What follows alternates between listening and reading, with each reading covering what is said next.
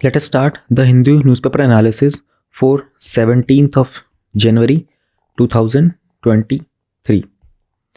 सबसे पहले हम लोग कल वाले टॉपिक्स का रिवीजन करेंगे. कल 16 जनवरी को वीडियो नहीं आ पाई थी किसी कारण से, बिकॉज रिकॉर्डिंग नहीं कर पा रहा था मैं, क्योंकि कोल्ड एंड कफ की प्रॉब्लम थी. I tried multiple times, it didn't happen. तो 16 जनवरी के ना 2-3 इंपॉर्टेंट टॉपिक्स थे, वो उसमें से 1-2 आज कवर हो जाएंगे और 1-2 बाद में भी कवर हो जाएंगे, तो कुछ भी मिस नहीं होगा आपका. तो रिवीजन करते हैं, वन लाइनर करंट अफेयर्स करते हैं, कुछ एडिटोरियल, कुछ मेजर हाइलाइट्स, एंड जो हमारा एथिक्स का daily previous year question analysis चल रहा है उसको भी साथ में कवर करते हैं. तो रिवीजन करते हैं. पहले 15 जनवरी का हम लोगों ने बात की थी हॉरिजॉन्टल रिजर्वेशन के बारे में, and I showed you this thing कि जब हम वर्टिकल रिजर्वेशन मतलब एससी को देना, एसटी को, ओबीसी को और जनरल को, जब हम बात करते हैं हॉरिजॉन्टल रिजर्वेशन की, तो यानी कि अगर एसटी में ही विद इन एसटी अगर हम लोगों को विमेन को, फ्रीडम फाइटर्स को, फिजिकली हैंडीकैप को देना होगा तो उसको हम लोग बोलेंगे हॉरिजॉन्टल रिजर्वेशन. तो ये यानी कि एक पर्टिकुलर वर्टिकल रिजर्वेशन के एक नोड के अंदर अगर हमको और रिजर्वेशन देनी होती है उसे हम लोग बोलते हैं हॉरिजॉन्टल रिजर्वेशन. तो रिसेंटली उत्तराखंड की गवर्नमेंट ने 30% हॉरिजॉन्टल रिजर्वेशन दिया था गवर्नमेंट जॉब्स में विमेन को. Then we talked about India और यूएस का ना एक ट्रेड पॉलिसी फॉरम था. सो उसमें 13th एक फॉरम कंक्लूड हुआ था रिसेंटली, जहाँ पर बात की गई थी कि कैसे रेजिलिएंट ट्रेड को हम लोग कंटिन्यू कर सकते हैं, कैसे हमारा एक स्ट्रक्चर्ड फ्रेमवर्क हो पाएगा, और दोनों कंट्रीज़ के बीच में जो WTO के डिस्प्यूट्स हैं उन्हें कैसे हम लोग फ्यूचर में रिजॉल्व कर सकते हैं. Then we talked about DILRMP यानी कि डिजिटल इंडिया के लैंड रिकॉर्ड्स मॉडर्नाइजेशन प्रोग्राम में, जिसमें कुछ कैडेस्ट्रल मैप्स बनाए जाएंगे. और गवर्नमेंट ने इन्फॉर्म किया था कि 35% के आसपास जो हमारे ओवरऑल टोटल हमारे पास 6 लाख से ज़्यादा गांव है देश के अंदर, उसमें से 35 के आसपास ऐसे हैं जिनका ये कैडेस्ट्रल मैप बनाया जा चुका है. कैडेस्ट्रल मैप जो होते हैं ना, यूजुअली आप जब मैप सर्च करते हो तो उसमें आपको लोकेशंस के नाम वगैरह पता होते हैं, लेकिन जो कैडेस्ट्रल मैप होता है ना उसमें लैंड रिकॉर्ड्स होते हैं, उनका लेंथ, उनका एरिया, उनकी डायरेक्शन सब कुछ मेंशन होता है. One world one sun one grid के बारे में हम लोगों ने बात की थी. इंडिया और यूके ने 2021 के COP26 में अनाउंस किया था. 3 फेजेस में होगा. पहले फेज़ के अंदर हम लोग इंडिया के एशिया के साथ कनेक्ट करेंगे, सेकंड फेज़ में अफ्रीका के साथ, और थर्ड फेज़ में ग्लोबली कनेक्ट किया जाएगा. Food safety and standards authority of India ने रिसेंटली कहा था कि 15% जो डाइटरी सप्लीमेंट्स होते हैं ना वो कंजम्पशन के लिए सेफ नहीं होते हैं. Then we talked about this VSHORAD missile system, जिसको हम लोग एक तरीके से man portable air defence system भी बोल सकते हैं. तो डिफेंस एक्विजिशन काउंसिल ने ये रिसेंटली जो हमारे DRDO के द्वारा बनाया गया था इसको भी एक्वायर किया था. देन वी टॉक्ड अबाउट नॉटम, जो कि एक बेसिकली एक नॉटिस है टू द एयर मिशंस. ये अमेरिका का एक कम्युनिकेशन सिस्टम कह सकते हो, एक नेटवर्क सिस्टम होता है जिसमें सभी प्लेन्स वगैरह के बारे में बहुत सारा कम्युनिकेशन शेयर किया जाता है. तो रिसेंटली किसी टेक्निकल ग्लिच के कारण ये बंद हो गया था और thousands of planes which are flying in the US उन सबको ग्राउंड पे लाना पड़ा था. देन UN की एक रिपोर्ट आई थी जिसमें UN का institute for water environment and health है. उन्होंने कहा था कि अबाउट 50,000 जो लार्ज डैम्स है ना अक्रॉस द वर्ल्ड, उसमें 24 से 28% तक की वाटर शॉर्टेज आ जाएगी by 2050. Then we talked about this green hydrogen की. इंडिया रिसेंटली ग्रीन हाइड्रोजन के प्लांट सेटअप करना चाह रहा है, उसके लिए बीडिंग की जा रही है. तो पहले फेज़ में प्लान है तकरीबन $2 बिलियन तक के सेटअप करने का. देन वी टॉक्ड अबाउट कि 15 जनवरी 2023 को इंडियन आर्मी डे था. इस दिन जो ब्रिटिश कमांडर इन चीफ थे उन्होंने हमारे मार्शल KM करियप्पा को हमारे जो इंडियन आर्मी का पूरा जो कह सकते हैं all the rings they were handed over. Then we talked about few things जहाँ पर इंडियन आर्मी ने World War II में बात कैसे ऑपरेट किया था. एंड 15 जनवरी 1949 को इंडिया में इंडियन आर्मी जो थी हमारी ऑफिशियली हमारे पास आ गई थी. पोंगल सेलिब्रेट किया जाता है. Basically this is the first day in the month of thigh, जो कि तमिलनाडु के एक तमिल न्यू ईयर के तौर पर मनाया जाता है. देन मार्टिन लूथर किंग, जो कि बहुत बड़े सिविल राइट एक्टिविस्ट थे, उनकी एक बहुत पॉपुलर स्पीच है आई हैव अ ड्रीम, आप लोगों ने सुनी भी होगी. एंड इनका 15 जनवरी को बर्थडे होता है. और जो लोग सोशियोलॉजी वगैरह पढ़ते हैं, फिलॉसफी पढ़ते हैं, साइकोलॉजी तो नहीं पर सोशियोलॉजी में ज़्यादा इनके बारे में पढ़ाया जाता है, पॉलिटिकल साइंस में भी इनके बारे में काफ़ी कुछ पढ़ाया जाता है. फिर हम लोगों ने बात की थी, हमारा एक एडिटोरियल था जो नेशनल क्लीन एयर कैंपेन के बारे में, उसमें 4 साल हो चुके हैं और PM 2.5 एंड PM 10 को लेकर के क्या स्टेटस था. क्योंकि जब ये बनाया गया था उस टाइम इंडिया में 10 सिटीज़ को आइडेंटिफाई किया, तो जिन्होंने जो नाक का एयर क्वालिटी स्टैंडर्ड थे उनको फॉलो नहीं कर रही थी, और इंडिया में दिल्ली में जो थी वो मोस्ट पॉल्यूटेड सिटी थी.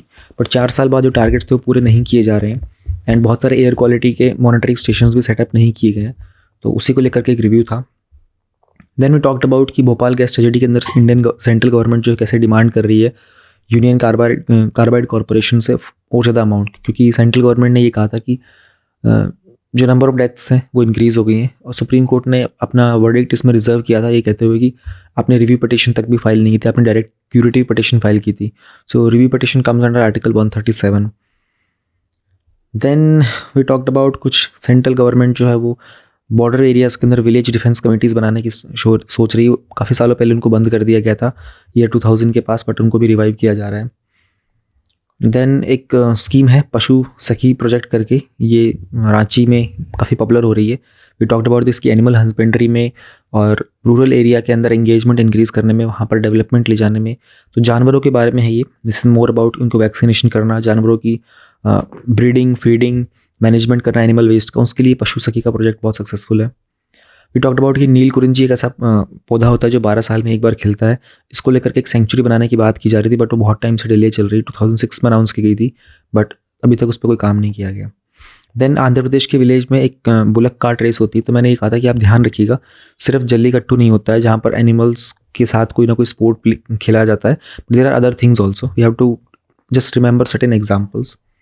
देन वायनाड के अंदर जो ह्यूमन वाइल्ड लाइफ कॉन्फ्लिक्ट चल रहा था, पहले एक हाथी को लेकर के था, रिसेंटली एक टाइगर को लेकर भी था, तो टाइगर को भी कैप्चर कर लिया गया था. तो यहाँ से आपको ये टॉपिक ध्यान में होना चाहिए कि ह्यूमन वाइल्ड लाइफ कॉन्फ्लिक्ट बार बार आता रहता है. तो एंड दिस इज समथिंग, जो संक्रांति वगैरह होते हैं उसमें certain people they are making the bonfire with the help of waste material.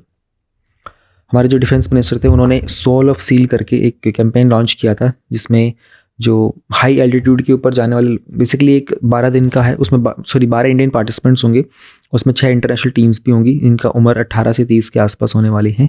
तो ये एक एल्पाइन चैलेंज है एंड इसमें टूरिज्म प्रमोट किया जाएगा इसके थ्रू हमारे बॉर्डर एरियाज़ के अंदर. Then environment impact assessment compulsory है जब भी किसी अर्बन प्रोजेक्ट को सैंक्शन दी जाती है, ऐसा सुप्रीम कोर्ट ने कहा था. तो इंडिया का जो एनवायरमेंटल इम्पैक्ट असेसमेंट था ये 2020 में, यानी कि हमारे कोरोना के लॉकडाउन में आया था अपडेट होकर के. तो उस साल हमारी नेशनल एजुकेशन पॉलिसी भी आई थी, उस साल हमारा आत्मनिर्भर भारत का कैंपेन भी आया था. So remember all this thing. Environmental impact assessment exam में पूछा गया था उसके बाद बहुत बार, और आपको अभी भी याद रखना है, as long as your exam is out there. जब तक नया नहीं आता आपको पुराने वाले को पढ़ना पड़ेगा. तो राजस्थान पहला स्टेट बन गया कंट्री के अंदर जो ब्लाइंडनेस को लेकर के, यानी कि अंधापन जो होता है उसको लेकर के एक पॉलिसी लेके आएगा. उन्होंने कहा था कि they will ensure the right to site. आपको मैंने कहा था कि फिगर आउट करने की कोशिश करना राइट टू साइट कौन सा फंडामेंटल राइट के अंदर फॉल करेगा. Will it come under article जो हमारा राइट टू फ्रीडम में आएगा, राइट टू इक्वालिटी में आएगा, राइट टू लाइफ में आएगा. ये आपको अपनी बुद्धि पे थोड़ा सा जोर देना पड़ेगा. तो उनका कहा था कि 2020 के अंदर जो ब्लाइंडनेस का रेट था वो 1.1% था एंड अभी वो उसको 0.3% तक लेके आना चाहते हैं. देन आई टॉल्ड यू कि G20 के लेकर के जो भी कुछ चीज़ें न्यूज़ में आ रही होती हैं उनको प्लीज़ नोट डाउन करते चलो. तो G20 में रिसेंटली एम्प्लॉयमेंट को लेकर के बात की गई थी, अभी आगे भी होगी. इंटरनेशनल लेबर ऑर्गेनाइजेशन की रिप्रेजेंटेटिव आए थे, उन्होंने कहा था कि जो कॉस्ट ऑफ लिविंग होती है ना एक व्यक्ति की, और जो पर कैपिटा इनकम होती है, वो बहुत इंपैक्ट करता है उससे इकॉनमी के ऊपर. तो एक क्राइसिस चल रहा है फ्यूचर के अंदर और इसमें प्रॉब्लम आगे बढ़ जाएगी, क्योंकि जॉब होना एक बात होती है, जॉब हो जाने के बाद क्या वो व्यक्ति अपना खर्चा निकाल पा रहा है, क्या वो एक बहुत पीसफुल कंटेंट लाइफ जी पा रहा है, ये बिल्कुल अलग बात होती है. There are people who have jobs and businesses but still उनकी कॉस्ट ऑफ लिविंग बहुत हाई है. Specially those people who live in this metro cities, वहाँ पर कॉस्ट ऑफ लिविंग बहुत हाई होता है. एक रूरल और एक हिंटरलैंड एरिया के अंदर जहाँ पर एक टैक्सी, मतलब टैक्सी होती भी नहीं है वैसे, अगर मान लो 50 रुपये लगते हैं उसे टैक्सी, उसी चीज़ का एक मेट्रो सिटी के अंदर, एक NCR रीजन के अंदर वो 300 रुपये की लगती है. तो it goes like almost into 6 times. तो कॉस्ट ऑफ लिविंग बहुत हाई होता है. इस इशू को भी एड्रेस किया जाएगा G20 के सेशन जो भी होने वाले हैं 2023 में इंडिया की प्रेसिडेंसी में. तो ये कुछ टॉपिक्स से हल्का सा रिवीजन कर लिया. अब हम लोग अपने फ्रेश टॉपिक्स पे, यानी कि आज के वाले टॉपिक्स पे चलते हैं. 17 जनवरी 2023 के कुछ करंट अफेयर्स है, सिंगल लाइनर, वन लाइनर्स. तो UN की एक रिपोर्ट आई है, इसका टाइटल तो है वर्ल्ड सोशल रिपोर्ट 2023 एंड इसकी टैगलाइन है living no one behind in an ageing world. इसको रिलीज़ किया था UN का जो department of economic and social affairs था. तो उन्होंने ओवरऑल जो वर्ल्ड का डेटा दिया था, उन्होंने कहा था कि 2050 तक ना ऑलमोस्ट 1.6 बिलियन पॉपुलेशन होगी जो एल्डरली काउंट की जाएगी. तो बेसिकली वो लोग जो 65 ईयर्स तक के होते हैं ना, या फिर उससे ज़्यादा होते हैं, वो आने वाले अगले 30 सालों में डबल हो जाएगा वो अमाउंट, और अब मोर देन 16% होगी ग्लोबल पॉपुलेशन में. अगर हम लोग इंडिया की बात करते हैं ना, तो 2011 में ये वाली पॉपुलेशन 9% तक थी, बट आने वाले कुछ सालों के अंदर 18% तक हो जाएगी 2036 तक.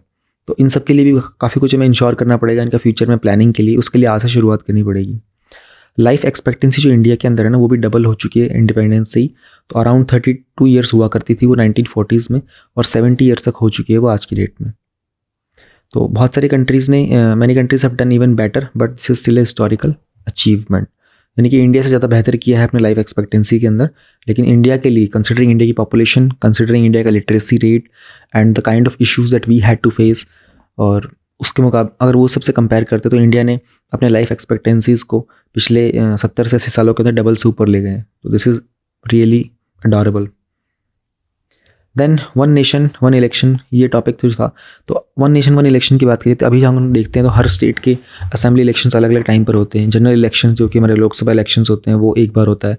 अभी 2024 यानी कि अगले साल जनरल इलेक्शंस होंगे दोबारा से। तो उसी को लेकर के AIADMK के लीडर हैं, उन्होंने अपना सपोर्ट दिया था वन नेशन वन इलेक्शन को। तो वन नेशन वन इलेक्शन के अंदर मतलब ऐसा नहीं होता कि कोई एक डेट फिक्स कर लेगा, चलो ठीक है आज 17 जनवरी है, आज ही पूरी कंट्री में सारे के सारे इलेक्शन एक साथ हो जाएंगे। तो बेसिकली टाइम फेज रखा जाएगा, ठीक है। जैसे कि 3 दिन के लिए कुछ नॉर्थ रीजन को दे दिए गए, 3 दिन 5 दिन का टाइम दे दिया गया साउथ रीजन को ऐसे। लेकिन ऐसा रखा जाएगा कि प्रोबेबली कुछ सप्ताह भर के अंदर या महीने भर के अंदर पूरी कंट्री के इलेक्शन एक बार हो जाएंगे। इसके बहुत सारे आर्ग्यूमेंट्स हैं, फेवर में भी और इसके अगेंस्ट में भी हैं। This is extremely important topic for your GS2। You need to remember all those things. का नोट्स हमेशा बना के रखना। तो कुछ ऐसे टॉपिक्स हैं ना, तो उनके नोट्स हमेशा आपके पास प्रिपेयर्ड होने चाहिए। जैसे आर्टिकल 370 का रिमूव होना, ऑलराइट, और मोर देन दिस CAA वाला टॉपिक आया था, उसके नोट्स हो गए। एंड जैसे यही हो गया वन नेशन वन इलेक्शन के नोट्स हो गए। ये कुछ वो चीज़ें होती, गवर्नर को लेकर के सारे टॉपिक्स के आपके पास नोट्स होने चाहिए। आर्टिफिशियल इंटेलिजेंस के अंदर सारे नोट्स आपके रेडी होने चाहिए। Internal security, there are certain topics जो प्रिपेयर्ड होने चाहिए एडवांस में। Then wolf warrior diplomacy. अभी क्या है ना कि डिप्लोमेसी, जैसे आप लोग समझते हो इंडियन फॉरेन सर्विस का काम होता है मेजरली, तो उनका उनकी एक्सपर्टीज़ होती है डिप्लोमेसी के अंदर। ये एक तरीका है जो चाइना के अंदर इस्तेमाल किया जा रहा है, वुल्फ वॉरियर। आप नाम को थोड़ा सा अगर देखने की कोशिश करोगे ना, वुल्फ जो भेड़िया होता है ना, वो क्या करने की कोशिश करता है, वो अटैक करने की कोशिश करता है अपने आप को एक्सप्रेस करने के लिए। तो चाइना के अंदर ना पहले क्या था कि 1970s और 80s के अंदर ना जो देंग जाओपिंग जो थे ना, वो एक चाइनीज़ डिप्लोमेटिक प्रैक्टिस करते थे। यानी कि वो करते थे कि अपने they used to emphasise on the work behind the scenes. वो कोई कंट्रोवर्सी नहीं चाहते थे ना, तो वो इंटरनेशनल कोऑपरेशन को भी फेवर करते थे। तो अभी जो वुल्फ वॉरियर डिप्लोमेसी है ना, इसको थोड़ा सा ऑफेंसिव तरीके से एक्सप्रेस किया जा रहा है चाइनीज़ डिप्लोमेट्स के द्वारा। वो कह रहे हैं कि हमको चाइना के नेशनल इंटरेस्ट को सेव तो करना है, लेकिन कॉन्फ्रंटेशनल वेज में, हमको कंट्रोवर्सी से कोई दिक्कत नहीं है। तो बेसिकली उनका एक प्रेज्यूम्ड ट्रांजिशन रहा है चाइना की डिप्लोमेसी का, कंजर्वेटिव, पैसिव और लो की से वे काफ़ी प्रोएक्टिव हो गए हैं। वो इंसल्टिंग भी हो गए, वो थ्रेट भी करते हैं। तो चाइना का कहना भी ये है, उन्होंने कहा था कि जो वेस्टर्न मीडिया था ना, उन्होंने चाइना को बहुत बायस तरीके से दिखाने की कोशिश की थी, हमारे प्रति रेसिस्ट बायसेंस दिखाए गए थे। हम चाहते हैं चाइना की स्टोरी पब्लिक के सामने लेके आना, इसके लिए हमको थोड़ा सा एक्सप्रेसिव, थोड़ा सा थ्रेटनिंग और कह सकते हैं कि थोड़ा इंसल्टिंग भी होना पड़ेगा। जैसे कि एक भेड़िया होता है, वो सामने वाले के बारे में नहीं सोचता, उसको अपना काम करना, दैट्स इट। कोविड के टाइम पर ये चीज़ काफ़ी हद तक देखने को मिली भी थी। तो एक डेट ट्रैप पॉलिसी भी है इनकी, डिप्लोमेसी कह सकते हो, डेट ट्रैप डिप्लोमेसी, एक वुल्फ वॉरियर डिप्लोमेसी। कीवर्ड्स हैं, थोड़े थोड़े आपको याद रखने पड़ेंगे ये। Then daily heat stress is more dangerous to the corals than ocean acidification. Global coral reef monitoring network ने एक रिपोर्ट निकाली थी। उन्होंने कहा था कि अक्रॉस द वर्ल्ड कोरल्स को लेकर के कि जो ग्लोबल वार्मिंग होती है ना, उसका थ्रेट ज़्यादा है हमारे कोरल को in comparison to ocean acidification. जैसे जैसे हमारा टेम्परेचर राइज होता है ना, तो कोरल ब्लीचिंग के इवेंट्स इंक्रीज हो जाते हैं, उसके कारण इन्फेक्शियस डिजीज़ भी हो जाती हैं। कार्बन डाइऑक्साइड जो अब्जॉर्ब की जाती है ना ओशन के द्वारा एटमॉस्फेयर से, वो it has already begun to reduce the calcification के rates to build the reefs, और ये सारी चीज़ें हो रही होती हैं। अब ये ओशन एसिडिफिकेशन के अंदर बेसिकली आप देखोगे एक तरीके से ये शेल है, आपको दिखाई दे रहा है। सो द मोमेंट इसमें कार्बन डाइऑक्साइड आती है, वाटर भी हो रहा होता है, तो इसके अंदर कार्बोनेट आयन्स भी मिल जाते हैं। Then it forms the 2 bar carbonate ions. अब consumption of the carbonate ion impedes the calcification. अब ये हालत हो जाती है, this is the transformation that happens. तो उन्होंने ये कहा था कि देखो ocean acidification is one thing जिसके कारण नुकसान हो रहा होता है हमारे एक्वेटिक लाइफ का, बट जो ग्लोबल वार्मिंग हो रही है ना, उसका नुकसान और भी ज़्यादा हो रहा होता है। हालांकि कोरल्स का आपको पता है it's very very exclusively important topic, आपके एनवायरनमेंट में प्रोबेबली हर 2 से 3 साल में पूछे गए इस पर क्वेश्चंस। तो ये इतना इंपॉर्टेंट है कि कभी भी इस पर क्वेश्चन प्रीलिम्स में आ सकता है। मेंस में आई थिंक एक बार आया हुआ है कोरल्स पर, if I am able to recall properly then. Aarogya Maitri the project to provide medical supplies दी जाएगी डेवलपिंग नेशंस को। देखो इन टॉपिक्स में ना हमेशा ये कीवर्ड्स को ध्यान रखा करो, ये डेवलपिंग है या डेवलप्ड की बात की जा रही है, तो ये बहुत बड़ा इंपॉर्टेंट रोल होता है। हमारे प्राइम मिनिस्टर जी ने रिसेंटली आरोग्य मैत्री, आरोग्य के अंदर जो वर्ड ये रोग है ना, रोग मतलब someone is not familiar with this word, उनके लिए कि रोग मतलब डिजीज़ की बात की जाती है। तो आरोग्य मैत्री, आरोग्य मतलब एंटी डिजीज़ कह सकते हैं हम लोग, मैत्री होता है फ्रेंडशिप को बोलते हैं। तो जहाँ पर भी कोई नेचुरल डिजास्टर या फिर ह्यूमैनिटेरियन क्राइसिस होगा ना, वहाँ पर इंडिया एक रिसर्च एंड डेवलपमेंट पे काम कर रहा है ताकि डेवलपिंग नेशंस के अंदर हम लोग कैसे बेस्ट प्रैक्टिसेस को स्केल अप कर सकते हैं और इम्प्लीमेंट कर पाएंगे। तो यहाँ पर बात की जा रही है ग्लोबल साउथ की, है ना। ये डेवलपिंग आप लोग देखोगे ना, ये हमारा ग्लोब है, ये हमारा इक्वेटर है, ये हमारा नदर्न हेमिस्फीयर है, हमारा सदर्न हेमिस्फीयर है। जो साउथ रीजन में जो कंट्रीज, जैसे साउथ अमेरिका हो गया या अफ्रीका हो गया या थोड़ा सा एशिया वाला हो गया या ऑस्ट्रेलिया हो गया, ये जो कंट्रीज़ है ना, these countries are mostly developing countries. अब देखोगे तो, और ऊपर में देखोगे आप, यहाँ पर अमेरिका हो गया, नॉर्थ अमेरिका, यहाँ कनाडा है, यहाँ पूरा यूरोप है, then China is there, then Russia is there, ये सब डेवलप्ड कंट्रीज़ भी हैं। Japan is there, Germany, France सभी और यूरोप के अंदर आ जाता है। तो इंडिया का मेजर फोकस रहा है अभी ग्लोबल साउथ के ऊपर। हम लोग आगे आज एक एडिटोरियल भी देखेंगे किस तरीके से ग्लोबल साउथ के ऊपर काम किया जा रहा है। तो आरोग्य मैत्री ऐप के अंदर ये होगा कि इस इनिशिएटिव को मिनिस्ट्री ऑफ एक्सटर्नल अफेयर्स के द्वारा स्टार्ट किया गया है।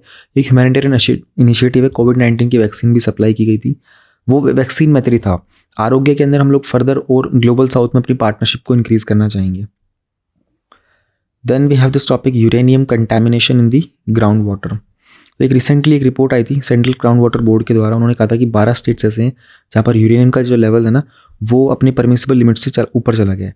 परमिसिबल लिमिट क्या थी, WHO ने लिमिट दी थी वाटर को लेकर के, उन्होंने कहा था कि 30 ppb, ppb का मतलब होता है पार्ट्स पर बिलियन होना चाहिए। तो ये जनरली ना एक्विफर रॉक्स में पाया जाता है, वहाँ से क्या होता है ग्राउंड के अंदर ये निकल जाता है, और जब ग्राउंड वाटर का एक्सप्लोटेशन होता है तो ये ह्यूमन बींग्स कंजम्पशन में भी आ जाता है। इस कारण नुकसान हो सकते हैं, renal function, kidney disease. Renal function का ये होता है कि किडनी के अंदर जो फिल्टरिंग एबिलिटी होती है ना, वो काम करना बंद कर देती है, तो उसके बाद बॉडी के अंदर वाटर एक्यूमुलेशन बहुत ज़्यादा हो जाता है, और किडनी की बीमारी, बोन के अंदर टॉक्सिसिटी वगैरह, ये सब चीज़ें हो सकती हैं। क्योंकि पानी के साथ जो बाइकार्बोनेट वगैरह होता है ना, उसके साथ ही यूरेनियम जो होता है ना, ये ऊपर आ जाता है ग्राउंड वाटर से। Then we have this reward project. तो कुछ ऑफिसर थे सब सहारन कंट्रीज़ के, दे विल विजिट कर्नाटका, वो अपने to learn from its experience of the reward project. तो जो भी नेशनल और स्टेट इंस्टीट्यूशंस होते हैं ना, वो किस तरीके से वाटरशेड मैनेजमेंट कर सकते हैं, इस तरह की प्रैक्टिसेस को लेकर के ये रिवॉर्ड प्रोजेक्ट स्टार्ट किया गया था, और ये वर्ल्ड बैंक के द्वारा सपोर्ट किया जाता है। वाटरशेड क्या होता है, कोई भी जोग्राफिकल एरिया हो गया जहाँ पर वाटर कोर्स होता है, उसको प्लानिंग इस तरीके से की जाए कि लैंड रिसोर्स मैनेजमेंट और वाटर मैनेजमेंट को हम इंटीग्रेट कर लें। It's like this is land and this is water, तो L+W, इस इंटीग्रेटेड जोन को हम लोग बोलेंगे फिर वाटरशेड मैनेजमेंट का पूरा काम। तो वहाँ के जो भी रेनफेड एरियाज होते हैं ना, वहाँ पर लाइवलीहुड को मेंटेन करता है। देन वी हैव दिस मार्ग, mentorship, advisory, assistance, resilience and growth.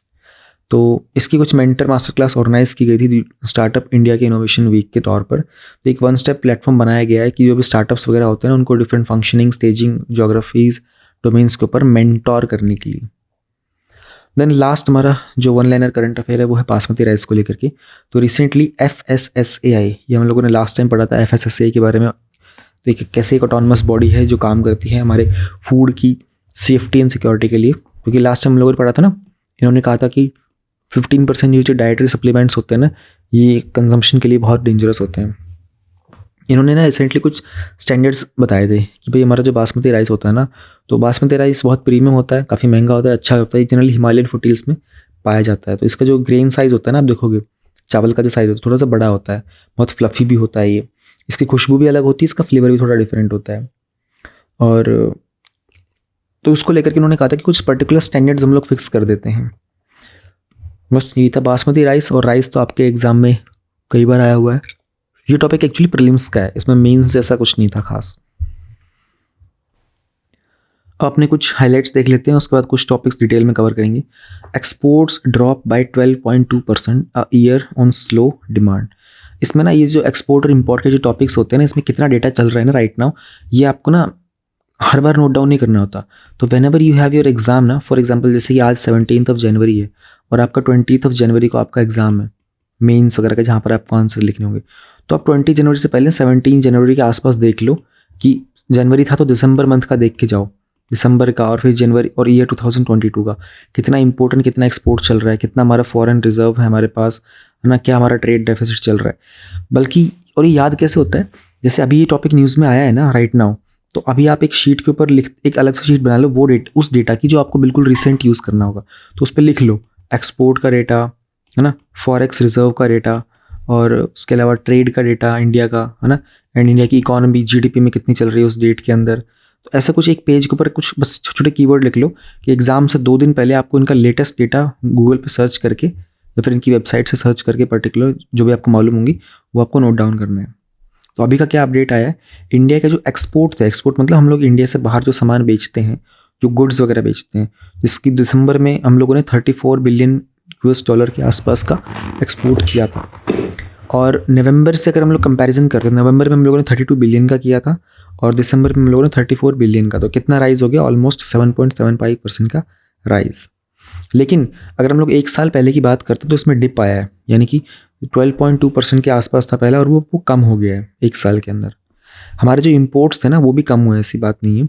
तो एक साल पहले हम लोगों ने 60 बिलियन डॉलर का इंपोर्ट किया था और हम लोगों ने इंपोर्ट को थोड़ा सा कम कर दिया। तो इंपोर्ट तो ठीक है कम होना 3.5% तक का, लेकिन एक्सपोर्ट हमारे इंक्रीज ही होने चाहिए। तो थोड़ा बहुत आइडिया होना चाहिए। अब एक बड़ी ही दुखद खबर थी कि एक येटी एयरलाइंस का एक प्लेन क्रैश हुआ था पोखरा रीजन में नेपाल के अंदर, and there were 72 people within this plane. उसमें 5 इंडियन पैसेंजर्स भी थे। संडे को ही क्रैश हुआ था, आज ट्यूसडे है 17 जनवरी को, ही संडे को क्रैश हुआ था। सो फार जो भी इन्फॉर्मेशन मिली थी उसमें से not even a single person has survived this thing and it's a very painful event. तो नेपाल का ये पिछले 30 सालों में होने वाला ये डेडलीस्ट एविएशन एक्सीडेंट था, क्योंकि nobody survived this thing. जो एयरवेज होती है ना, इसके बारे में ये होता है कि एक तो सबसे लीस्ट एक्सीडेंट्स होते हैं हमारे एरोप्लेन के अंदर। आप लोगों ने बहुत, ऐसी बात नहीं होते ही नहीं है, लीस्ट होते हैं। लेकिन जैसे ऑन रोड जो होता है ना, टेरेस्ट्रियल जो भी हमारे मीन्स ऑफ ट्रांसपोर्ट होते हैं, उसके अंदर देखोगे आप बाइक्स के, स्कूटीज, कार, बसेस, ट्रक के, हमको हर दिन कुछ ना कुछ न्यूज़ में सुनने को मिल जाता है। एयरवेज के ऐसे नहीं होते, एयरवेज के बहुत कम होते हैं, बहुत रेयर केस में होते हैं, बट व्हेन इट हैपन्स ना it's the deadliest one, it's the fatal one, nobody survives, rarely someone survives. तो इस पे काम चल रहा है। एंड अभी राइट ना उन्होंने कुछ इसके कॉकपिट का जो वॉइस रिकॉर्डर था और जो फ्लाइट डेटा वगैरह का रिकॉर्डर था, ये सब उन्होंने आइडेंटिफाई कर लिया रेस्क्यू टीम्स ने। तो उनको अब इसमें रिकॉर्डिंग्स पर चेक किया जाएगा कि प्लेन में क्या खराबी हुई थी। अच्छा, प्लेन के अंदर ना एक वो होता है ब्लैक बॉक्स, ये आपको पता होना चाहिए। एक्चुअल में इसका नाम होता है ब्लैक बॉक्स, लेकिन ये ब्लैक नहीं होता कलर में, ये ना कुछ ऐसा सा होता है, मतलब something like this saffron colour का सा होता है, कुछ ऑरेंज का सा। और क्यों होता है ये ऑरेंज कलर का सा? पहली बात तो इसके अंदर सारा डेटा की रिकॉर्डिंग्स होती हैं फ्लाइट के अंदर, सारा कम्युनिकेशन की उस टाइम फ्लाइट किस स्पीड पे चल रही थी, किस हाइट पे थी, पायलट्स ने जो भी कुछ बोला था, सब कुछ इसमें रिकॉर्ड होता है लास्ट मोमेंट तक भी। और ये इस कलर का क्यों होता है पता है? क्योंकि जब भी कभी अगर जस्ट इन केस, इसको इस तरीके से प्लान किया रहता है कि जब फ्लाइट का अगर जस्ट इन केस कोई एक्सीडेंट वगैरह हो जाए ना, तो उसको आइडेंटिफाई करने में तो ये कलर जो होना ये दूर से हाईलाइट करेगा। ये वाला जो कलर होता है रिफ्लेक्टिव होता है ना कलर। आप लोग देखोगे कंस्ट्रक्शन वर्कर्स होते हैं, पुलिस वाले भी कभी कभी ट्रैफिक लाइट के ऊपर ना एक नियॉन कलर का कुछ पहन के रखते हैं, कुछ जैकेट सा होता है। तो वो नियॉन कलर एक्चुअली में होता है इसलिए कि सामने वाले सभी लोगों को वो हाईलाइट बहुत अच्छे से होता है, तो वो आई कैचिंग कलर्स होते हैं। तो नाम इसका ब्लैक बॉक्स होता है, बट ये एक्चुअल में ब्लैक कलर का नहीं होता है। बस थोड़ी सी एडिशनल इन्फॉर्मेशन थी आप लोगों के साथ शेयर करनी थी। देन और ये हम लोग टॉपिक देखते हैं आम आदमी का, जो राजनिवास की तरफ ये केजरीवाल जी ने एक पैम्फलेट टाइप का पकड़ा हुआ है, एलजी साहब शिक्षकों को फिनलैंड जाना। तो सारा टॉपिक देखेंगे हम लोग आजकल क्या चल रहा है, एडिटोरियल में पढ़ेंगे इसको अच्छे से। हिमाचल प्रदेश के अंदर भी जो उनके चेयरमैन चीफ मिनिस्टर थे, उन्होंने कहा था कि उनके भी कुछ सिंकिंग जोन्स क्रिएट हो रहे हैं। तो उत्तराखंड के अंदर जोशीमठ का हुआ था ना लैंड सब्सिडेंस, हम लोगों ने डिटेल में कवर किया था। तो ऐसा पता चला है कि वो पहाड़ों के अंदर वो चीज़ हिमाचल में भी हो रही है थोड़ी बहुत, उसको लेकर के कुछ कंसर्न था। देन मूविंग अहेड, ये देखेंगे लीडिंग फ्रॉम फ्रंट, ये ग्लोबल साउथ वाला हमारा एक छोटा सा एडिटोरियल है। कॉन्स्टिट्यूशनल इंपॉर्टेंस का ये वही है, तमिलनाडु के गवर्नर वाला था ना, ये हम लोगों ने कवर कर लिया, 2 बार कवर कर लिए 2 एडिटोरियल्स में ऑलरेडी। इनके एडिटोरियल्स काफ़ी जाएंगे क्योंकि ये मैटर बहुत इंपॉर्टेंट होता है ना, तो हम लोगों ने 2 बार कवर कर लिया, उसमें सब कुछ आ चुका है। Then provident fund pension scheme का इतना इंपॉर्टेंट नहीं है कि आप लोग एडिटोरियल कवर करोगे, ये प्रीलिम्स का टॉपिक है वैसे तो। सोशल इक्वलाइजर में जो रिसेंटली गवर्नमेंट का एक टॉपिक था, उन्होंने डिजिटल पेमेंट्स को बूस्ट करने के लिए 2600 करोड़ दिए थे, वो डिटेल में देखेंगे हम लोग। Then Nepal has too many air crash death relatives to its air traffic. मैं पहले हाईलाइट करने लगा था, फिर मुझे ऑलमोस्ट हाफ कवर करने के बाद पता चलता है इसमें इतना डेटा नहीं है जो कि आपको यूज़फुल होगा. सो आई थॉट कि इसको अवॉइड करते हैं, इस न्यूज़ को ऊपर से देखें आप. Yes, this is very important. Richest 1% owns 40% of the country's wealth. ये ऑक्सफैम की रिपोर्ट आई थी. ये स्टेटमेंट इतना ही आपको नोट डाउन कर लेना काफ़ी रहेगा. ये कंट्री की जो 40% वेल्थ है, फॉर एग्जांपल इंडिया के पास अगर हर 100 करोड़ रुपए हैं टोटली, मतलब बहुत ज़्यादा इंडिया के पास. मैं एक एग्जांपल समझाना चाह रहा हूँ. तो इस 100 करोड़ में से, और इंडिया के पास मान लो अगर 1000 people are living in India, alright. अब इस 1000 का 1% कितना हो गया? It's like 10 people. 10 लोगों के पास इस 100 करोड़ में से 40 करोड़ रुपए 10 लोगों के पास है. और उसके बाद कितने बच गए? 990 लोग बच गए. 990 के पास बचे हुए 60 करोड़ रुपए हैं. तो ये 10 लोग हैं ना, ये इंडिया के टॉप रिच पीपल में आते हैं. तो ये है. और एक रिपोर्ट आई है कि इंडिया की जो टोटल वेल्थ है which is owned by the richest 1%, वो है 40%. Just this much you have to remember, this much. हाँ, उसके बाद ये जो साइड में न्यूज़ है ये है कोविड के बारे में. कोविड का एक जो नया वेरिएंट था XBB.1.5 वाला, ये कुछ 11 स्टेट्स में फैल चुका है. अभी तक 26 केसेस आए हैं. इसका ध्यान रखिएगा, कोई नया वेरिएंट है ये. हालांकि जो हम लोगों ने कितना दिन, आई थिंक 15 दिन हो गए, दिसंबर में कवर किया था. ये दिसंबर के आसपास ही आना स्टार्ट हुआ था. उस टाइम पे 4 केसेस थे और अब ये 26 केसेस हो चुके हैं. तो इसका स्प्रेड तो इतना हाई नहीं है. फिर ये भी है कि human beings, citizens, Indians we have developed humanity also, herd immunity, but we always have to be vigilant about this thing. ये देखेंगे दिल्ली सीएम और एलजी का स्टेलमेट कंटिन्यूज. केरला ने इलेक्ट्रिसिटी रूल्स को क्यों अपोज किया ये भी देखेंगे. चैट जीपीटी के बारे में भी देखेंगे हम लोग, एथिक्स की प्रॉब्लम कैसे बनी हुई है ये. This you have to remember. 26 जनवरी को इजिप्ट के जो लीडर हैं he will be visiting India for the republic day celebrations. तो ये आपको पता होना चाहिए. Just remember this thing. Future में आप बनोगे जब ब्यूरोक्रेट सेंट्रल डेपुटेशन पे जाओगे तो हो सकता है कि आपको भी ये रिस्पॉन्सिबिलिटी दी जाए टू डिसाइड कि किस लीडर को बुलाना है. Yes, very very important topic. ISRO likely to push Venus mission Shukrayaan 1 to 2031. ये बहुत बड़ी इंपॉर्टेंट बात है. हो सकता है कि इंडिया अपने इस मिशन को 2031 में करे. It was planned, originally schedule किया था 2023 में, है ना. बट राइट नाउ ऐसा लग रहा है कि 2031 में करना बहुत सही रहेगा. तो इससे पहले पॉइंट ये है कि यूरोपियन स्पेस एजेंसीज हैं और जो यूएस की है ना, उनका प्लान 2031 का है. चाइना हो सकता है कि 2026-27 में भेज देगा. इंडिया प्लान तो कर रहा था 2024 तक भेज देगा, दिसंबर तक, है ना. एक्सपेक्ट किया था दिसंबर 2024 तक, लेकिन आइडिया की शुरुआत हुई थी 2012 में, तब बात की गई थी ये वाली. अब ऐसा लग रहा है कि 2031 तक पोस्टपोन करना पड़ेगा. तो हुआ ये था कि 2017-18 में ना इसरो का बजट जो था ना उसको 23% तक इंक्रीज़ किया गया था. एंड इसरो को कुछ 13,000 करोड़ के आसपास मिले थे 2022-23 के अंदर, जो कि पिछले साल से थोड़ा सा ज़्यादा भी था. अब कई सारी चीज़ें हैं इसमें हमको समझना पड़ेगा कि अभी तक सेंट्रल गवर्नमेंट का अप्रूवल नहीं आया है शुक्रयान के लिए.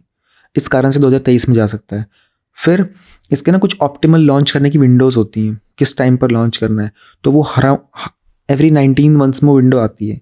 तो कुछ बैकअप लॉन्च क्रिएट किए गए. अगर 2024 में नहीं हो पाता दिसंबर तक तो 2026 में या फिर 2028 में, उसके बाद 2031 में लॉन्च किया जाएगा. लेकिन उन्होंने कहा था कि इवन मोर ऑप्टिकल विंडोज़ जो कि फर्दर इसका अमाउंट ऑफ फ्यूल वगैरह जो होती है ना वो रिड्यूस कर देंगे, वो हर 8 साल में आएंगी. तो यानी कि अब से 8 साल बाद देयर विल बी विंडो जहाँ पर हमारे पास टेक्नोलॉजी इतनी डेवलप हो जाएगी, हम लोग बहुत कम फ्यूल में इसको भेज पाएंगे. फिर दूसरे भी इसरो के मिशन हैं. आदित्य L1 है, चंद्रयान 3 है. इनके अंदर भी मैन्युफैक्चरिंग डिलेज चल रहे हैं. कुछ कमर्शियल लॉन्च के कमिटमेंट्स वगैरह भी थे. शुक्रयान 1 जो होने वाला है ना, ये एक ऑर्बिटर मिशन होगा. ऑलराइट, ऑर्बिटर मिशन का कि सही ये शुक्र है ना, वीनस है, तो ये इसके आसपास ऑर्बिट में रहेगा, इस पर लैंड नहीं करेगा ये. ऑलराइट, तो ऑर्बिट में रहेगा. ऑर्बिट में रह करके वहाँ की जियोलॉजिकल एक्टिविटी, वहाँ की वॉल्केनिक एक्टिविटी, वहाँ की विंड स्पीड, क्लाउड कवर कितना है और प्लैनेट की बाकी कैरेक्टरिस्टिक्स के बारे में पता लगाएगा. इसमें बहुत ही हाई रेजोल्यूशन के सिंथेटिक अपर्चर के रेडार लगे होंगे. एक ग्राउंड पेनिट्रेटिंग रेडार लगा होगा, जिसकी हेल्प से हम लोग ऑर्बिट से इसके बारे में बहुत कुछ पता लगा पाएंगे. तो अपडेट है, बहुत अच्छा फैक्चुअल इन्फॉर्मेशन है. You must remember them. Video gaming industry separate from the real money games. हुआ ये था कि एक ड्राफ्ट आया था इन्फॉर्मेशन टेक्नोलॉजी के intermediates guidelines digital media ethics code का, रूल्स का 2021 का. तो ministry of electronics and information technology के द्वारा था. उन्होंने कहा था कि only those online games where a person makes a deposit with the expectation of earning the winnings ना, उसको उन्होंने क्वालिफाई किया था कि उसको हम लोग बोलेंगे ऑनलाइन गेम्स। ऑलराइट, अभी हुआ क्या है ना कि कुछ एक रिपोर्ट गई थी मिनिस्ट्री ऑफ इलेक्ट्रॉनिक्स के पास, कुछ कंपनीज वगैरह थी 40 के आसपास ऐसी वीडियो गेम की और स्पोर्ट्स कंपनीज थी। तो चेन्नई का एक आउटलायर गेम्स है, उन्होंने इस इनिशिएटिव को लिया था, उन्होंने बाकी कंपनीज से मिलकर के एक रिपोर्ट बनाई and then they went to ministry of electronics. उन्होंने कहा था कि गवर्नमेंट को कि जो वीडियो गेम्स होते हैं ना, इनको आप जो ये रियल मनी गेम्स होते हैं ना, उनसे सेपरेट कंसिडर करो। अब मिनिस्ट्री जो चाहती है ना, वो ऑनलाइन गेमिंग को रेगुलेट करना चाहती है। तो ये हुआ ही तब था जब उसने ऑनलाइन गेमिंग को रेगुलेट करना चाहती हैं, तो उन्होंने कहा था कि डेफिनेशन के ऊपर लिमिटेशंस हैं। तो राइट नाउ जो करंट में जो ड्राफ्ट बनाया गया था नोटिफिकेशन का, वो कंबाइन कर रहा है वीडियो गेम को, ऑनलाइन गेम्स को। ऑलराइट, दोनों को सेम तरह की रेगुलेटरी दे रहा है, बट ये कंपनीज कह रही है कि दोनों सेम नहीं है। And then they came up with multiple examples also. उन्होंने कहा कि नॉट जस्ट इंडिया, हम लोग बात करेंगे UK, Canada, US, European union, Japan, south Korea, Australia, उनके पास ना एक लेजिस्लेटिव ट्रीटमेंट है जो दोनों को अलग अलग डिमार्केट करता है, विच कंसिडर्स ऑनलाइन गेमिंग एंड ये जो रियल मनी गेम्स होते हैं सबको अलग अलग कंसिडर करता है। तो just trying, you need to have some information about online gaming. Government इस पर कुछ ड्राफ्ट बना रही है, तो ये मेंस में तो नहीं पूछेंगे वो इतना डेप्थ के अंदर, बट एक आइडिया होना ज़रूरी है आपके पास। देन बस ये हमारे कुछ मेजर हाइलाइट्स वगैरह थे। अब कुछ अपने एडिटोरियल्स हम लोग कवर कर लेते हैं डिटेल में। We have this content, plagiarism and the malicious intent. Does ChatGPT have an ethics problem? So while the cybersecurity experts, they are concerned about the chatbot correcting and enhancing the nefarious code and even writing the phishing emails, teachers and academicians are worried about the bot's impact on the written assignments. अब है क्या ना कि एक company है, उसका नाम है ओपन AI। उन्होंने ना एक पर्टिकुलर एक एप्लीकेशन बनाई, इसका नाम है चैट GPT। चैट GPT क्या है ना, ये एक चैट सर्वर कह सकते हैं। ये एक आर्टिफिशियल इंटेलिजेंस के तौर पर रिप्लाई करता है आपको। मैंने आपको इसके बारे में पहले ही बताया था, it's a generative artificial intelligence. और मैंने जो टेलीग्राम चैनल है वहाँ पर आप लोगों को एक सैम्पल भी भेजा था, मैंने कहा था ट्राई करके देखना इसको। अब हो क्या रहा है ना, इसके ऊपर कुछ एलिगेशंस किए जा रहे हैं कि जो कोडर्स होते हैं ना कंप्यूटर प्रोग्रामिंग के अंदर, वो लोग अपने कुछ कोड वगैरह अगर लिख के चैट GPT पे रखते हैं तो इसको करेक्ट करके दे देता है। वो कुछ डिमांड करते हैं कि इस प्रोग्राम के लिए कोड लिख कर दे रहे, तो ये उसका भी रिप्लाई कर देता है। एकेडमिशियंस को प्रॉब्लम है कि वो लोग बोलते हैं कि इस टॉपिक के ऊपर एक ऐसे लिख के दे दो, तो चैट GPT फटाफट एक ऐसे लिख के दे देता है। मैंने एक्सपेरिमेंट किया है, मैंने खुद देखा है, मैंने सिंपल उसको जाके टाइप किया ऐसे on women empowerment, with in second उसने लिखना स्टार्ट कर दिया, cut cut cut cut type करे जा रहा था वो। तो ये कुछ प्रॉब्लम चल रही है। अब इसी को समझने की कोशिश करते हैं कि ये हमारे एथिकल फ्रेमवर्क के अंदर कोई ऑब्स्ट्रक्शन तो नहीं बनेगा। This topic is very very important for the 2023 के लिए। चैट GPT, आर्टिफिशियल इंटेलिजेंस, ये टॉपिक एथिक्स में भी कवर होगा। तो इसके बारे में हो सकता है कि विजन की मैगजीन में आ जाएगा जनवरी वाली में, but be very careful about this thing. नवंबर 2022 के अंदर ओपन AI जो कंपनी है, उन्होंने अपना बहुत पावरफुल आर्टिफिशियल इंटेलिजेंस का एक चैट बोट है उसको रिलीज़ किया था। एंड ये बहुत सारे डिसिप्लिन्स में आपके आंसर करता है ना। कभी कभी जो कोडिंग होती है ना, प्रोग्राम कोड, उसमें कुछ एरर वाला कोड होता है, उसको भी ठीक कर देता है, कभी कभी क्या हमेशा ही, मोस्टली टाइम। और लेकिन कुछ लोग इसका गलत इस्तेमाल कर रहे हैं, है ना, कुछ शरारती चीज़ें भी कर रहे होते हैं। जैसे कि बहुत सारे इलिसिट एक्टर्स होते हैं, वो अपने सेफगार्ड्स को बाईपास करने की कोशिश करते हैं एंड गलत तरीके से इसका इस्तेमाल भी करते हैं।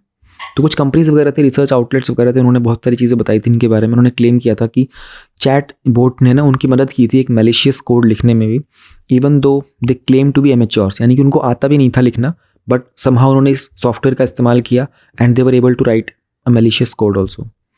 तो अब उन्होंने जो कंपनी, उन्होंने कहा कि चैट GPT को हम लोगों ने प्रोग्राम किया हुआ है कि इस तरह की कोई भी रिक्वेस्ट होगी उसको ब्लॉक करने के लिए। और उन्होंने कहा था कि डेवलपिंग स्टेज पर है, अभी हम लोग इस पर बहुत काम करना है।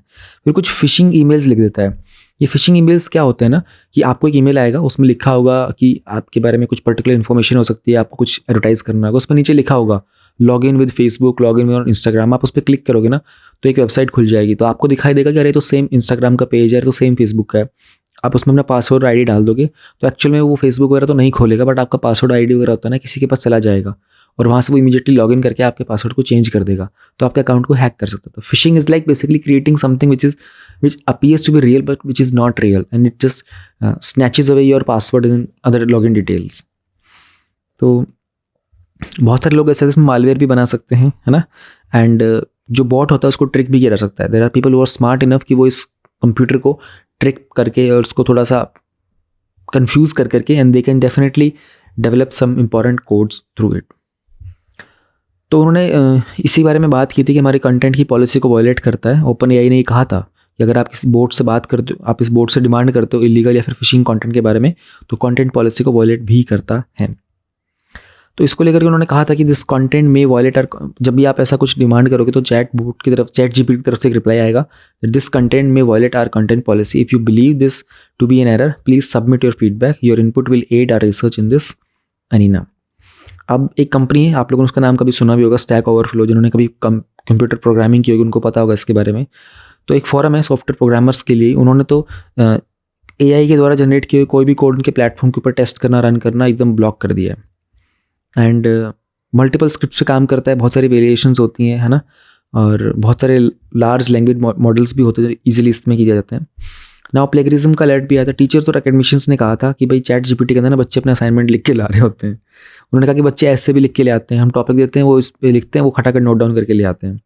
तो न्यूयॉर्क सिटी का जो एजुकेशन डिपार्टमेंट था ना, उन्होंने चैट जीपीटी को पब्लिक स्कूल्स में बिल्कुल बैन कर दिया था। ये प्रॉब्लम्स आई है। तो उन्होंने कुछ चीज़ें कही थी, ह्यूमन बीइंग्स जब कोई कंटेंट लिखते हैं ना ऑन मैट्रिक्स, तो उसमें बर्स्टीनेस और सरप्राइज होता है। एंड ये जो हमारे लार्ज लैंग्वेज जो मॉडल्स वगैरह होते हैं ना, ये एसेंशली कुछ प्रोबेबिलिटी मॉडल के ऊपर बेस्ड होते हैं। अब ह्यूमन बीइंग्स ना डेविएट करते हैं जब भी कुछ लिखते हैं तो, लेकिन जीपीटी के अंदर ये डेविएशन की प्रॉब्लम नहीं होती। This is exactly what UPSC के आपके ऐसे के सिलेबस में लिखा हुआ है, stick to the content, flow maintain करो, स्ट्रक्चर मेंटेन करो। तो ह्यूमन बीइंग्स की tendency to deviate from the topic, we all have this tendency because we are human beings, right. मैं भी जब भी वीडियो रिकॉर्ड कर रहा था तो कभी कभी 2-3 टॉपिक करके बीच में ध्यान भटक जाता है, तो 5 मिनट इधर उधर देखने लग जाऊंगा, कुछ काम करने लग जाऊंगा, फोन टच कर लूंगा, something like that. We all have this common tendency. But उन्होंने कहा कि सिंस ये कंप्यूटर है ना, तो इसकी टेंडेंसी टू डेविएट बहुत कम होती है, इसलिए बहुत ही प्रिसाइज मैनर के अंदर ऐसा आर्टिकल वगैरह लिख सकता है। एक मोर फॉर्मल ऐसे असाइनमेंट्स डिमांड करते हैं certain type of logical flow which could be similar to a GPT style response. तो ये प्रॉब्लम चल रही है कोडिंग वगैरह को लेकर के, मैलवेयर्स, मलिशियस चीज़ें एंड स्टूडेंट्स के असाइनमेंट्स एंड एसेस को लेकर के। तो दिस इज समथिंग लाइक हम आर्टिफिशियल इंटेलिजेंस का मिसयूज़ भी करना।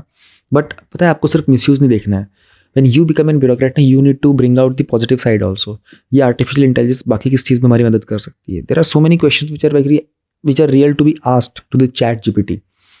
आप उससे पूछ करके देखो अभी चैट जीपीटी से, आप सर्च करो गूगल के ऊपर और उसमें लिखो कि who is visiting India's republic day in 2023 and let's see if it is able to answer that question और नॉट। तो प्रोबेबली ये गूगल से बेटर हो जाएगा अगर ऐसी तरह के आंसर देता है। But how will we make sure कि ये सिर्फ इस तरह के क्वेश्चंस के आंसर करेगा या फिर ये उस चीज़ का मिसयूज़ कैसे होगा आगे, मतलब वी हैव नो आइडिया। तो it's a developing story, let's see how many more positive as well as the negative comments come up on this topic. Now we have this topic, the Delhi CM LG stalemate continues. क्या है recent के flash points Delhi के chief minister Arvind Kejriwal के बीच में और जो lieutenant governor हैं विनय कुमार सक्सेना उनके बीच में? क्या हुआ था मेयरल इलेक्शंस के टाइम पर? क्या जो कम्युनिकेशन है दो पार्टीज़ के बीच में वो कम्प्लीटली ख़त्म हो चुके हैं?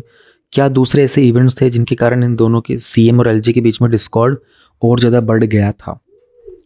अब he is Delhi chief minister Arvind Kejriwal and he is mister Manish Sisodia, Delhi के डिप्टी चीफ मिनिस्टर, और ये इनके आम आदमी के पार्टी के कार्यकर्ता। अगर आप देखोगे इन्होंने हाथ में ये एक बोर्ड सा लिया, उस पर लिखा हुआ LG साहब शिक्षकों को फिनलैंड जाने दो। विल ट्राई टू अंडरस्टैंड ये क्या चीज़ है, क्या स्टोरी रही है कि अभी तक कि दोनों के बीच में क्या फ्लैश पॉइंट का था। तो जनवरी 6 में जो इलेक्शन हुए थे ना मेयर के एंड डिप्टी मेयर के for the MCD municipal corporation of Delhi के लिए, उस टाइम पर ये चीज़ें ट्रिगर हुई थी ना।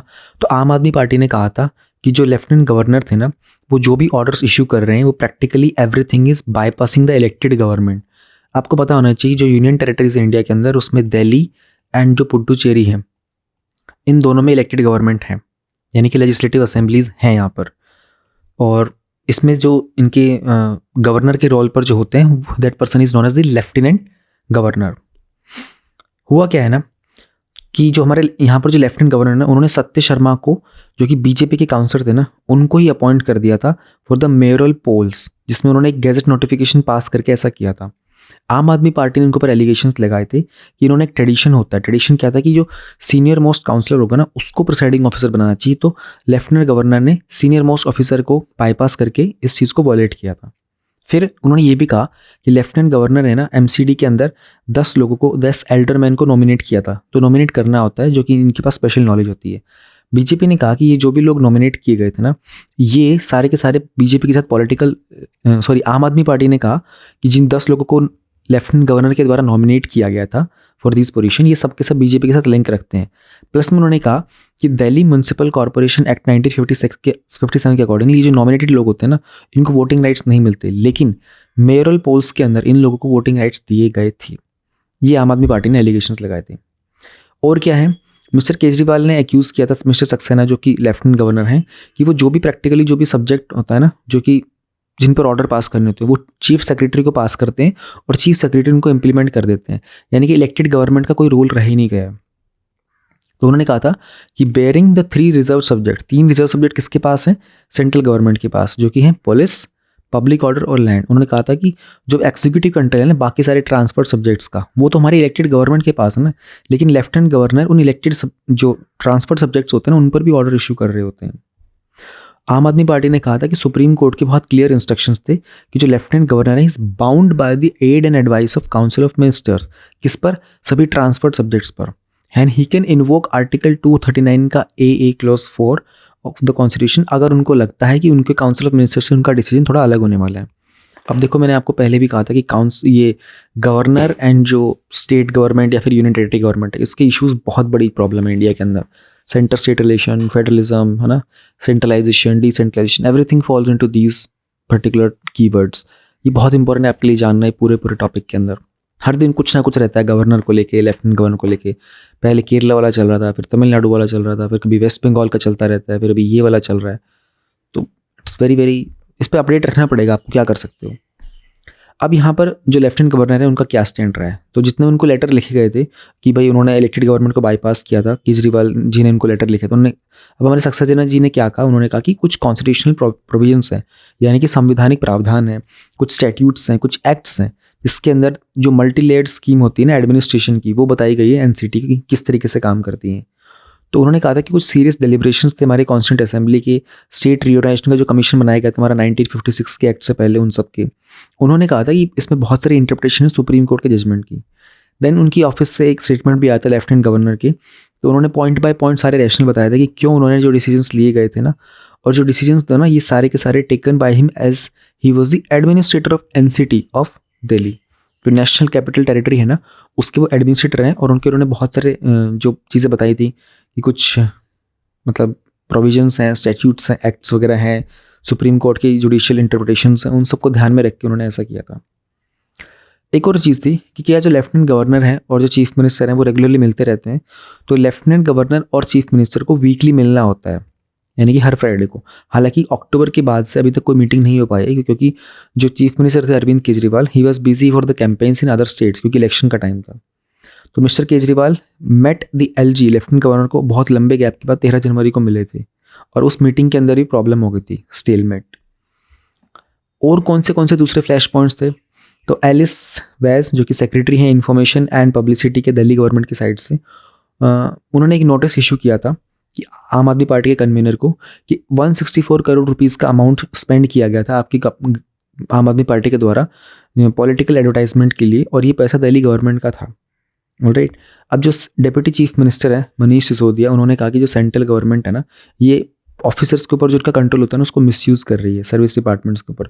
उन्होंने कहा था कि जो ब्यूरोक्रेट्स होते हैं, ये स्टेट ब्यूरोक्रेट्स जो दूसरे स्टेट्स के होते हैं ना, जो कि न्यूज़पेपर में, वो स्टेट्स जो न्यूज़पेपर में एडवर्टाइजमेंट देते हैं, उनको क्वेश्चन क्यों नहीं करते, उनको इस तरह का अमाउंट का रिकवरी का नोटिस क्यों नहीं दिया गया है। क्योंकि ये जो नोटिस दिया गया था ना, ये लेफ्टिनेंट गवर्नर ने कहा था चीफ सेक्रेटरी को कि दिसंबर में 2022 के अंदर कि 164 करोड़ के आसपास आम आदमी पार्टी ने पैसा खर्च किया था, इसको रिकवर करो। फिर एक फाइल आई थी दिल्ली गवर्नमेंट के स्कूल्स की कि कुछ टीचर्स थे, उनको इंटरनेशनल टीचर ट्रेनिंग के लिए भेजा जाना था फिनलैंड, तो उसको भी लेफ्टिनेंट गवर्नर ने वापस भेज दिया था। तो लेफ्टिनेंट गवर्नर ने बोला था कि इसका कॉस्ट बेनिफिट एनालिसिस बताओ। अच्छा, इसमें इंपॉर्टेंट चीज़ पता है क्या है, फिनलैंड के अंदर एजुकेशन बड़ी ज़बरदस्त है। अगर आप लोगों को किसी का मन हो कल को कोई ब्यूरोक्रेट बन के एजुकेशन को बहुत बेहतर बनाना चाहते हैं ना, स्टडी करना फिनलैंड का मॉडल। मेरे एक फ्रेंड भी थी, she was from college junior, वो पढ़ने गई थी फिनलैंड। तो मेरी बात हुई थी जब उससे एक बार जूम पे बात कर रहे थे, then I asked her about this कि क्या डिफरेंस क्या है, मतलब तूने यहाँ पे कॉलेज किया और यहाँ पर स्कूलिंग तेरी यहाँ से इंडिया से रही, but you went for some masters and further planning के लिए यू वेंट टू फिनलैंड। तब उसने बताया था, हालांकि वो मेरे को याद नहीं सारे पॉइंट्स, बट उसने बहुत सारे ऐसी ऐसी बातें बताई जो मैं सुन के बहुत हैरान था कि सच में उनका एजुकेशन का मॉडल बहुत डिफरेंट है, बहुत यूनिक है, बहुत इफेक्टिव रहा है। तो आप में से कोई ऐसा हो, कुछ लोगों को होता है ना कि यार मुझे after becoming the IAS and IPS और IAF जो भी बनना होता है, मेरे को एजुकेशन पे भी काम करना है, तो मैं एक रिकमेंड करूँगा कि फिनलैंड का एजुकेशन मॉडल को पढ़ना ज़रूर, बहुत इंटरेस्टिंग है, बहुत इफेक्टिव है एक्चुअली। तो फिर दिल्ली गवर्नमेंट ने कहा कि देखो भाई, आप हमारे एजुकेशन मॉडल के ऊपर डायरेक्ट अटैक कर रहे हो, ऑलराइट। इस चीज़ को लेकर के लेफ्टिनेंट गवर्नर के ऑफिस से रिप्लाई आता है, उन्होंने कहा कि हमने आपके प्रपोजल को रोका नहीं है, we are not stopping your teachers to go to Finland, we are just asking कि इसका कॉस्ट बेनिफिट एनालिसिस तो बता दो। तो ये चीज़ें चल रही थी भाई, ठीक है, दिल्ली के चीफ मिनिस्टर जी के बीच में और दिल्ली के लेफ्टिनेंट गवर्नर के बीच में। और ये चलता है, पहले भी हुआ था, अभी तो इनके लेफ्टिनेंट गवर्नर नए हैं, पहले भी जो थे अनिल बैजल जी थे शायद, उनके साथ भी चल रहा था। तो मैं आप सभी लोगों से ये रिक्वेस्ट करूँगा, जस्ट कीप एन अपडेट, ठीक है, छोटे छोटे नोट्स बनाते रहो। गवर्नर वाला टॉपिक बहुत ही ज़्यादा सेंसिटिव टॉपिक है इंडिया के अंदर। एक छोटा सा टॉपिक है हमारे पास, why is Kerala opposing the new electricity rules. हमारे जो 2022 के इलेक्ट्रिसिटी अमेंडमेंट रूल्स थे ना, उसके अंदर एक रूल नंबर 14 है, उसको लेकर के केरला की गवर्नमेंट ने थोड़ा सा इशू जताया था। तो एक गैजेट नोटिफिकेशन आई थी दिसंबर 29 को, ऑलमोस्ट 15-20 दिन पहले। तो हमारे जो यूनियन पावर मिनिस्ट्री, उन्होंने कुछ ड्राफ्ट रूल्स निकाले थे स्टेट के लिए। तो CPIM के द्वारा जो लीड की जा रही गवर्नमेंट है वहाँ पर, उन्होंने कहा था कि जो रूल नंबर 14 है ना, इससे हमें प्रॉब्लम है। क्या कहता है रूल नंबर 14? ये 14 है ना, ये परमिट करता है जो डिस्ट्रीब्यूशन कंपनी, जिनको हम लोग शॉर्ट में डिस्कॉम बोलते हैं, वो ऑटोमेटिकली कंज्यूमर से मंथली बेसिस के ऊपर कुछ अमाउंट रिकवर करेगी। कौन सा अमाउंट होगा? अगर उनका जो फ्यूल प्राइस के अंदर, अब वो कंपनी जो फ्यूल प्राइस परचेज करती है, अगर फ्यूल प्राइस इंक्रीज होता रहता है, डिक्रीज होता रहता है, तो उन्होंने कहा था अगर इसमें वेरिएशंस आएगी ना, उसके कारण जो भी इनकी खर्चे वगैरह होंगे, ये डायरेक्टली कंज्यूमर के पास चले जाएगा उसका बर्डन। तो 2022 के अंदर जो रूल्स आए थे, उन्होंने 2005 वाले रूल्स को अमेंड किया था। यानी कि होता क्या है ना, रूल नंबर 14 जो था ना इसका, उसमें स्टेट इलेक्ट्रिसिटी रेगुलेटरी कमीशन को ना स्पेसिफाई करना पड़ता है एक प्राइस, कैसे फॉर्मूला बनाया जाएगा, एडजस्टमेंट क्या फॉर्मूला होगा, ताकि जो भी कॉस्ट होती है ना, जस्ट इन केस जो भी कंज्यूमर टैरिफ के ऊपर जानी होती है कि वही प्राइस में वेरिएशंस क्या आ रहे हैं, उसको लेकर के। तो फिर फ्यूल के पावर परचेज के जो भी एडजस्टमेंट सरचार्ज होते हैं, इनको कैलकुलेट किया जाता है, फिर कंज्यूमर को बिलिंग की जाती है ना। अब उन्होंने कहा कि अब ये ऑटोमेटिक चला जाएगा, इसमें कोई रेगुलेटरी अप्रूवल अब नहीं चाहिए होगा, ठीक है, मंथली बेसिस वगैरह के ऊपर। केरला का स्टैंड क्या था? उन्होंने कहा था कि आप आर्ग्यू किया था कि आप अगर डिस्ट्रीब्यूशन कंपनीज को ऐसी फ्रीडम दे दोगे ना कि इस तरह की सारी कॉस्ट जो होती कंज्यूमर को चली जाएगी, तो कंज्यूमर के ऊपर बर्डन आ जाएगा, है ना। तो उन्होंने कहा था कि एक अनस्टेबल प्राइसिंग सिचुएशन है पावर सेक्टर के लिए, एंड क्योंकि इसमें पेट्रोल डीजल के प्राइसेस वगैरह होते हैं जो वेरी करते रहते हैं, तो कंज्यूमर के लिए वो काफ़ी अनफेयर हो जाएगा कि उसके लिए फ्रीक्वेंटली प्राइस फ्लक्चुएट करता रहेगा। तो उनके जो इलेक्ट्रिसिटी मिनिस्टर थे के कृष्णाकुट्टी जी, उन्होंने डिक्लेयर किया था कि डिपार्टमेंट को कुछ लीगल एडवाइस लेने की ज़रूरत है कि कैसे हम लोग इन रूल्स को एनफोर्स करेंगे जिसके कारण हमारे कंज्यूमर के ऊपर कोई बर्डन ना हो। रेगुलेशन का क्या रोल है? अब उन्होंने ये कहा था कि ना बेसिकली पॉइंट ये था ना, वो करते क्या थे पहले कि ना एक क्वार्टरली एक अप्रूवल बनाते थे और उसका फिर जो रेगुलेटरी कमीशन था उसके पास वो जाता था, रेगुलेटरी कमीशन फिर उसको फाइनलाइज करके ना एक बार ही प्राइस इंक्रीज होता था।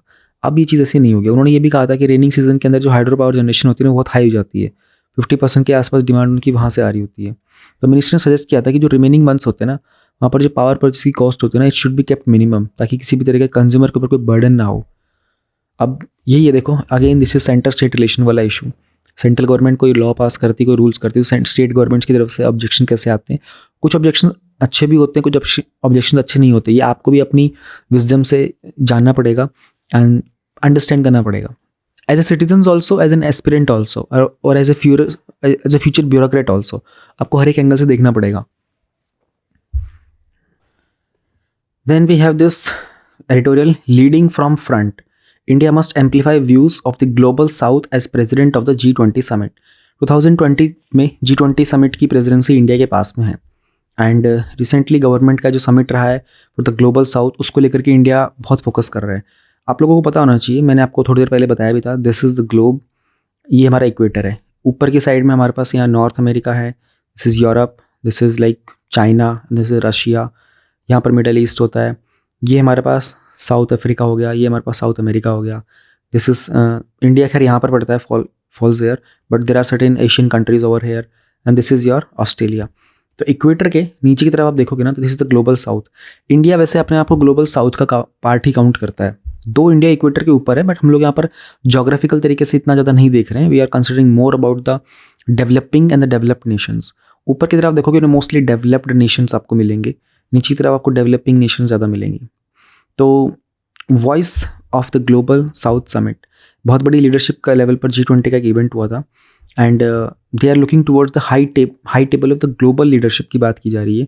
एंड इसमें जो UNSC के P5 है प्लस G7 है. अब UNSC का P5 आप लोगों को पता होगा, यूनाइटेड नेशन का जो सिक्योरिटी काउंसिल है उसमें 5 परमानेंट मेंबर्स हैं. P5 which are like US, UK, France, China and Russia. ये वो सब कंट्रीज है जिन्होंने के पास जब UNSC बना था उस समय इनके पास न्यूक्लियर पावर थी. और G7 भी एक बहुत ही स्ट्रॉन्ग ग्रुप है मोस्ट डेवलप्ड इकोनॉमीज़ का. तो how they are going to make sure कि ग्लोबल इनइक्वालिटीज़ को हम लोग कैसे रिड्यूस कर सकते हैं. तो एक वर्चुअल समिट में प्राइम मिनिस्टर नरेंद्र मोदी ने बताया था कि कैसे जो हमारे चैलेंजेस है कोविड-19 पैंडमिक के, है ना, फ्यूल का प्राइस राइज हो रहा है, फर्टिलाइजर हैं, फूड ग्रेन्स हैं, कैसे जियोपॉलिटिकल टेंशंस इंक्रीज़ हो रही हैं, इन सब के कारण हमारे डेवलपमेंट के एफर्ट्स पर कितना इम्पैक्ट पड़ा है.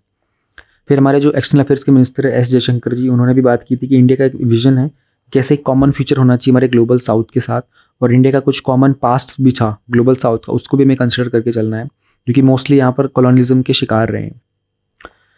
अब हुआ है कि 10 डिफरेंट सेशंस हुए थे इंडिया के, और कुछ रिप्रेजेंटेटिव थे 125 कंट्रीज़ के. तो ऑफ द 134 इसमें से G77 का भी एक ग्रुप है. इन्होंने बात की थी कि किस तरीके से इंटरनेशनल लैंडस्केप के अंदर फ्रेगमेंटेशन आ रहा है, ग्रेन के एक्सपोर्ट की शॉर्टेज हो रही है, ऑयल और गैस की प्रॉब्लम है, फर्टिलाइजर की प्रॉब्लम है, यूक्रेन का इशू चल रहा है, टेररिज्म का इशू रहा है. तो मिस्टर मोदी ने पुश किया था, उन्होंने कहा था ह्यूमन सेंटर्ड ग्लोबलाइजेशन होना चाहिए, जिसके कारण हम लोग जो फर्स्ट वर्ल्ड का एक व्यू है ना कि क्लाइमेट चेंज के गोल्स को एक्सपेक्ट करना है at the cost of development, इसके ऊपर काम करने की ज़रूरत है. कि भाई डेवलपमेंट को करना नहीं चाह रहे होते हैं, लेकिन वो लोग बहुत हद तक अपने क्लाइमेट चेंज के गोल्स को अचीव करना चाह रहे होते हैं. We have to take both together. हमें ये भी देखना पड़ेगा डेवलपमेंट भी हो और क्लाइमेट चेंज के गोल्स भी हों. तो या तो उन्होंने कहा कि पहले का जो डेवलप्ड वर्ल्ड रहा है उन्होंने या तो पूरा डेवलपमेंट किया है, या फिर वो पूरे तरीके से क्लाइमेट चेंज के गोल्स को अटैक करना चाहते हैं. अब वो पूरे क्लाइमेट चेंज के गोल्स को अटैक करेंगे, डेवलपमेंट को हमारे लिए रोक देंगे, हम डेवलपिंग कंट्रीज़ हैं. We have to make sure कि डेवलपमेंट भी चलता रहे, क्लाइमेट चेंज के गोल्स पे भी काम चलता रहे, है ना. फिर इमिग्रेशन है, वर्क मोबिलिटी है, स्किल्ड पॉपुलेशंस की ग्लोबल साउथ में, इन चीज़ों पे काम करने की बात है. तो इंडिया की जो फॉरेन पॉलिसी का आउटलुक रहा है अभी तक, वो इस G20 की प्रेजेंसी के बाद काफ़ी हद तक रीसेट हो जाएगा. एंड यूक्रेन वॉर के कारण जिस तरीके से इंडिया ने दोनों में से किसी की साइड नहीं ली, ना इंडिया ने यूक्रेन की साइड ली ना रशिया की साइड ली थी, इस चीज़ को बहुत हद तक कुछ लोग कंट्रीज़ ने अप्रिशिएट भी किया था. कुछ ने कहा था कि इंडिया बार बार न्यूट्रल खड़ा हो जाता है. US ने कही थी ये बात, इंडिया को हमेशा न्यूट्रल नहीं होना चाहिए, India should take sides. But ठीक है, फिर हमारे कुछ और भी चीज़ें चल रही हैं. G7 ये हमारा प्रेसिडेंट ऑफ इजिप्ट जो हैं, एंड जो कि एक NAM के नॉन लाइन मूवमेंट के को फाउंडर भी रह चुके हैं, तो रिपब्लिक डे पर हमारे चीफ गेस्ट होने वाले. ये सारे कुछ स्टेप्स लिए जा रहे हैं इंडिया के द्वारा कि जो ग्लोबल साउथ का कॉन्सेप्ट उसको प्रमोट करने के लिए. समिट के कुछ एक्सक्लूजन्स हैं, पाकिस्तान और अफगानिस्तान बेसिकली, एंड इंक्लूजन करना म्यांमार का. म्यांमार के अंदर जनता रेजिम चल रहा है, जनता वहाँ की आर्मी को बोलते हैं. एंड किस तरीके से हम लोग ग्लोबल साउथ अंडरस्टैंडिंग को डेवलप करेंगे, हमारे इसके कारण ग्लोबल इश्यूज़ को हम लोग कैसे हैंडल करते हैं. एंड हालांकि ऑल्सो टू नोट कि ग्रुपिंग ने कोई ऐसा कॉमन या जॉइंट स्टेटमेंट रिलीज़ नहीं किया था, बट बहुत सारे इंस्टांसेस हैं voice of the global south at G20 के, जिसमें गवर्नमेंट ने अपने कुछ ओपिनियन शेयर किए थे, अपने आइडियाज़ शेयर किए थे. लेट्स सी अगर इनका कुछ एक कॉमन स्टेटमेंट भी आउट होता है तो उसको पढ़ पाना और भी ईजी होगा. कुछ चीज़ें मैं आप लोग को बता देता हूँ. मिनिस्ट्री ऑफ एक्सटर्नल की जो वेबसाइट है ना, वैसे तो एनवायरनमेंट का जो टॉपिक होते हैं ना, जो भी सारे के सारे, they are very much doable by this vision magazine. So far जो भी विजन की मैगजीन में जो भी कंटेंट आया है आज तक का, उसके थ्रू सारे इंटरनेशनल रिलेशन के PT 365 से भी हो जाते हैं, मैगजीन से भी. अभी तक तो ऐसा रहा है कि किसी को भी IR के लिए कोई दूसरी बुक पढ़ने की ज़रूरत नहीं पड़ी है, और मुझे लगता भी नहीं कि पढ़ेगी, कंसिडरिंग पिछले 3-4 साल के पेपर देखते हैं तो. But just in case to bring out the best content, if you somebody who is willing to secure around 500 के आसपास मार्क्स इन देयर मेंस के एग्ज़ाम में, they should go for this thing. कि ministry of external affair की website को subscribe करके रखो.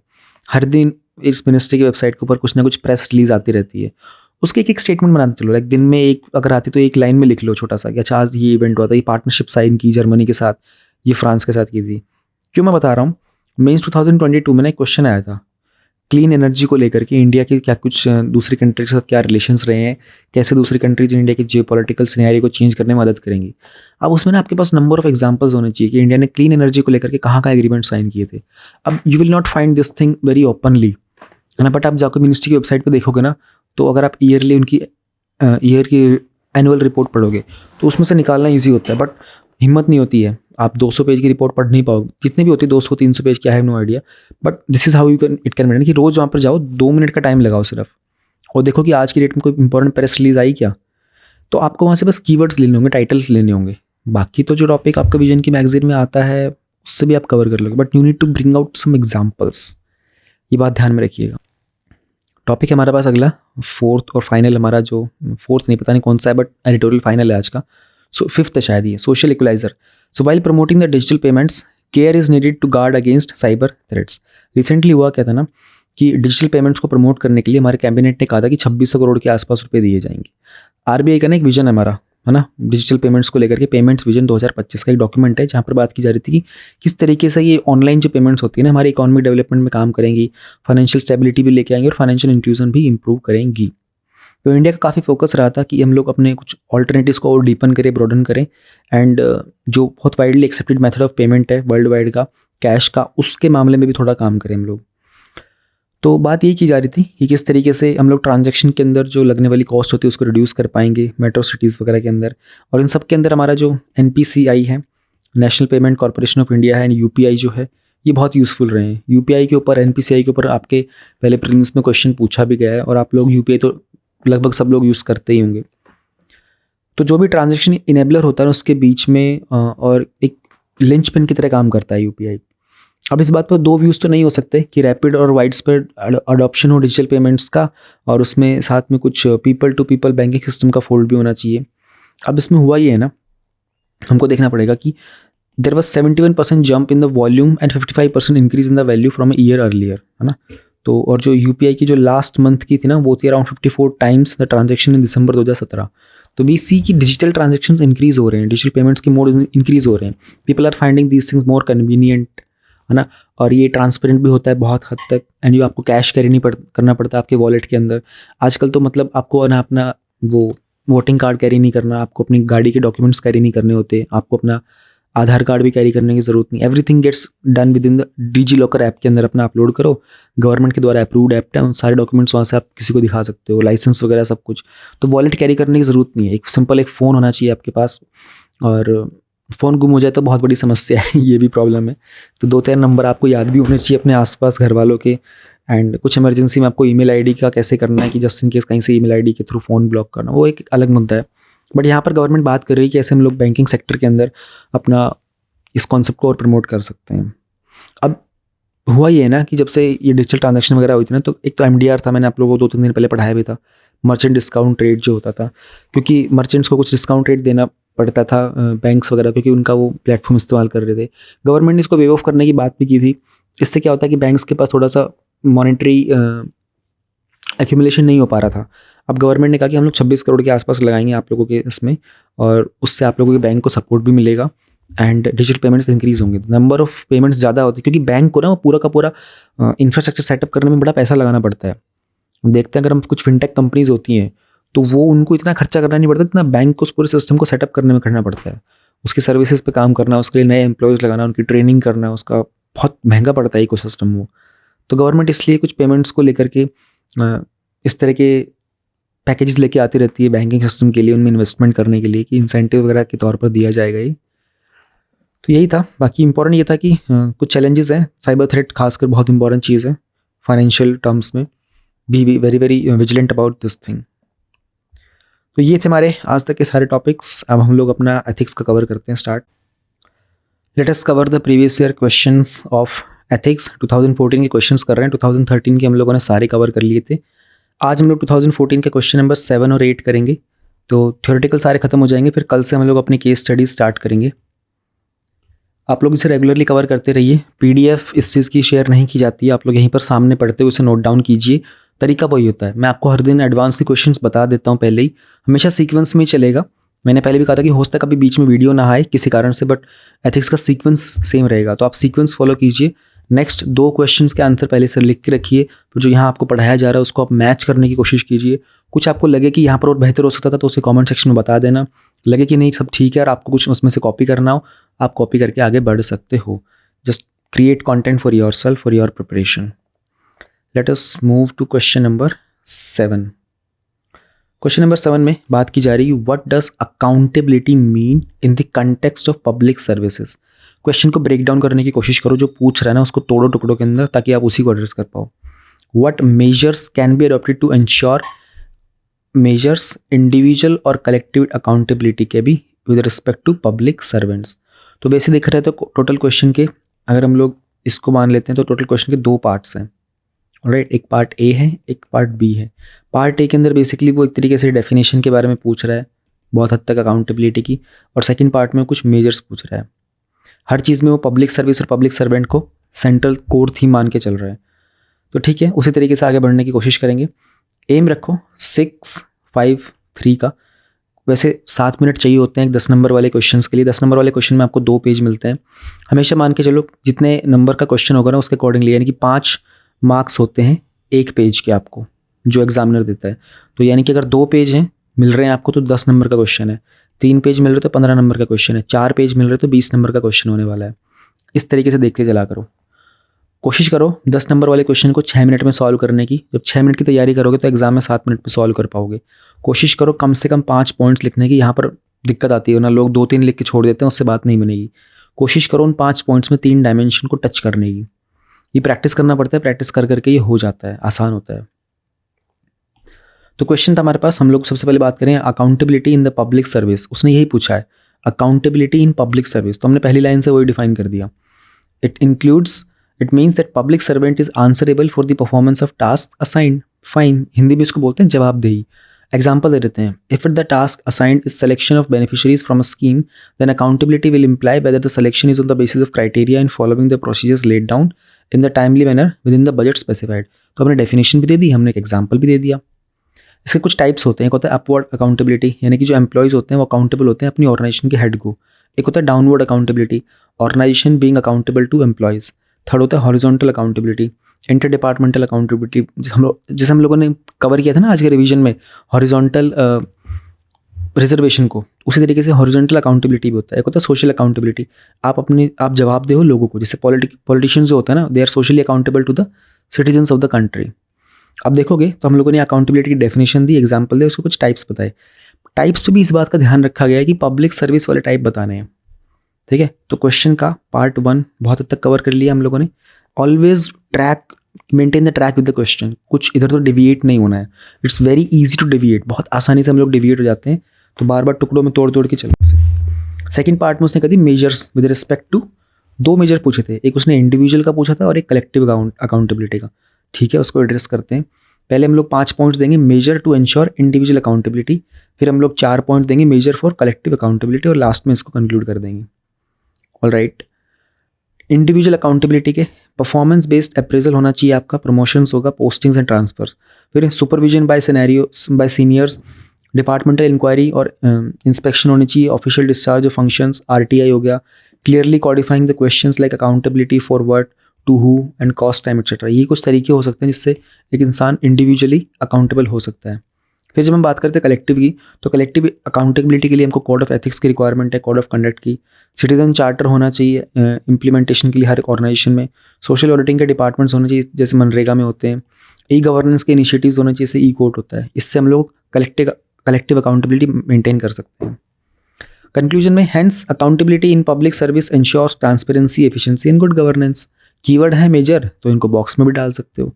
Always remember, एक सब हेडिंग को बॉक्स में डालो और बोल्ड में लिखो। ठीक है, और एग्जामिनर को ना देखते ही आइडिया लग जाना चाहिए। द मोमेंट उसकी शीट पर नजर जाती है ना ऐसे, तो अगर आप देखोगे इस शीट में देखो कितना क्लियरली विजिबल है। अच्छा, ये एक पर्टिकुलर सेक्शन है, ये एक सेक्शन है, उसको एफर्ट मत करने दो, उसे ढूंढने के लिए मजबूर मत करो कि सर ये मेरा पॉइंट 1 लिखा है, 2 लिखा, आप खुद ढूंढो।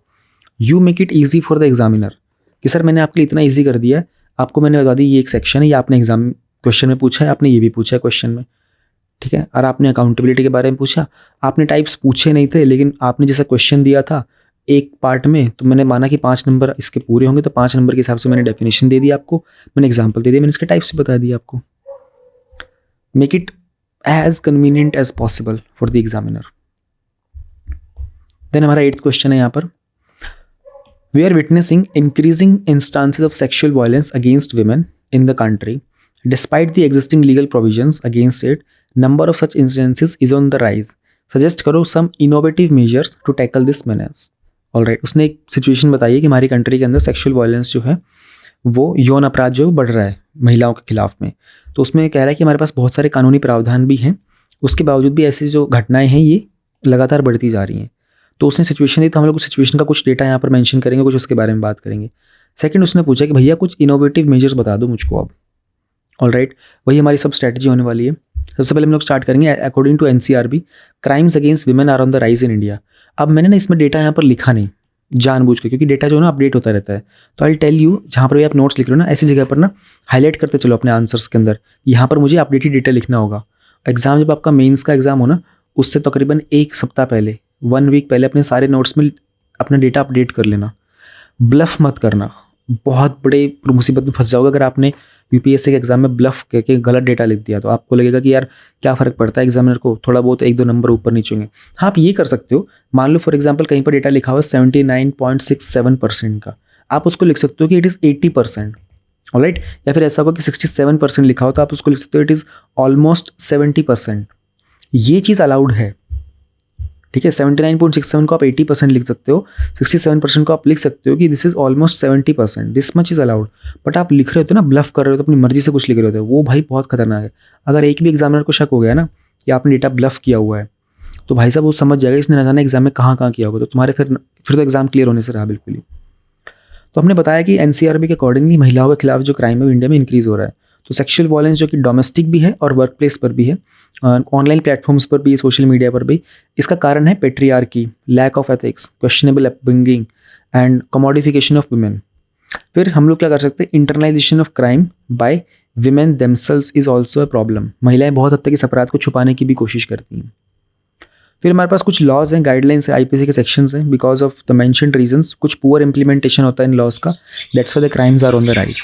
ये लाइन हम लोगों ने क्यों लिखी, ये जो 4 लाइनें थी, क्योंकि उसने खुद ही बोला था, उसने कहा despite the existing legal provisions ना नंबर ऑफ इंसिडेंसेस राइज पर है. तो हमने बता दिया हाँ कुछ गाइडलाइंस है हमारे IPC के सेक्शन में, लेकिन उसका इंप्लीमेंटेशन पुअर है, इसलिए राइज पर है.